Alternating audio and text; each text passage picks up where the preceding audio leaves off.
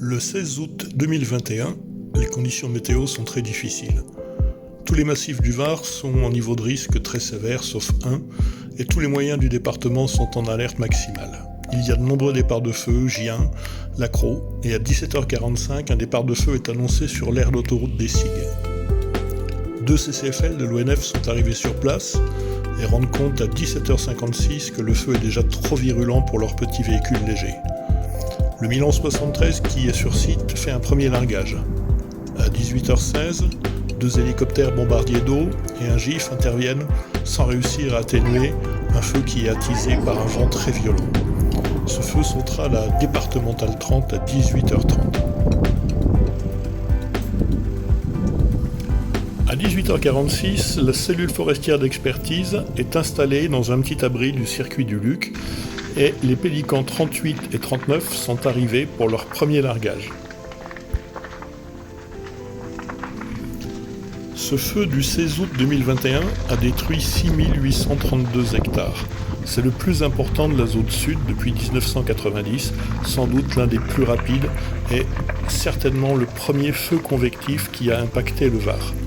Les dégâts sont très importants, 2 morts, un camping détruit, 747 constructions touchées et des espaces naturels à haute valeur écologique sont également complètement calcinés, ainsi que de nombreux animaux et espèces protégées. Ce feu de Gonfaron est responsable à lui seul de plus de dégâts aux constructions que l'ensemble des feux de forêt des 20 dernières années en France.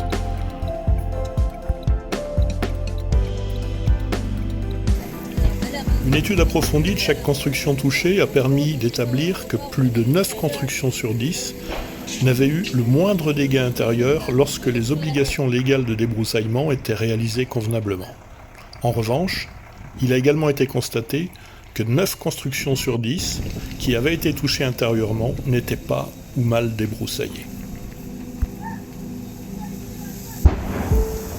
Alors, si cette année 2024 jusqu'à présent semble parfaite, avec peu de surface brûlée dans le Var, on ne peut que s'en réjouir. Il ne faut pas oublier que le feu est sournois et que le risque de feu de forêt touche l'ensemble des communes du Var depuis très longtemps. Tous les spécialistes conviennent aujourd'hui que le contexte de réchauffement climatique provoque une forte augmentation de la sévérité et du nombre de feux, ainsi qu'un allongement des périodes de risque. Pour l'horizon 2050, il est prévu une augmentation globale de 30% qui pourrait atteindre 80% dans le bassin méditerranéen, à l'image de ce que connaît aujourd'hui malheureusement la Grèce. Vous avez l'actualité.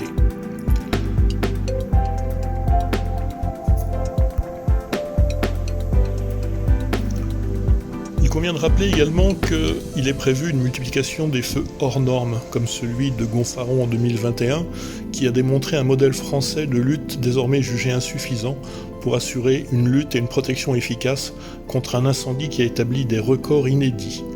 6832 hectares brûlés sur 9 communes, une propagation fulgurante, 21 km en 6 heures avec des vitesses de pointe à 7 km/h. Des projections de millions de brandons enflammés qui génèrent des sautes de feu de plus d'1 kilomètre. L'arrêt de la progression du feu la première nuit, grâce à un feu tactique et l'intervention des sapeurs-pompiers, est aussi principalement lié à une bascule du vent et à l'instauration d'un régime de brise marine qui était chargé en humidité, comme vous pouvez le voir sur la vidéo, puisque sur la départementale 98, nous voyons parfaitement donc les brandons qui s'en vont le long de la route en direction de la commune de La Mole.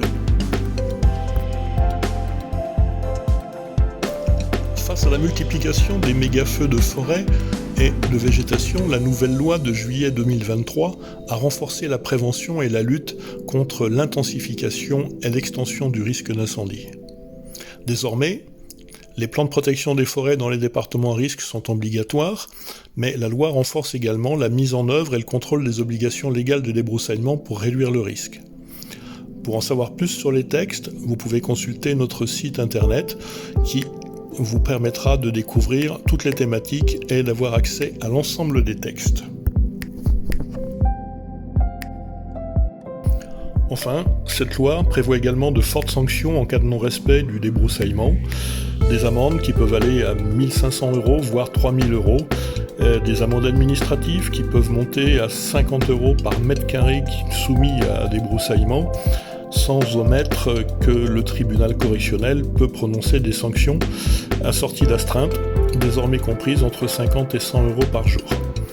Donc, un conseil pour protéger vos familles, protéger vos biens, faciliter l'accès aux moyens de secours et protéger les moyens de secours qui viennent pour intervenir, pensez au débroussaillement.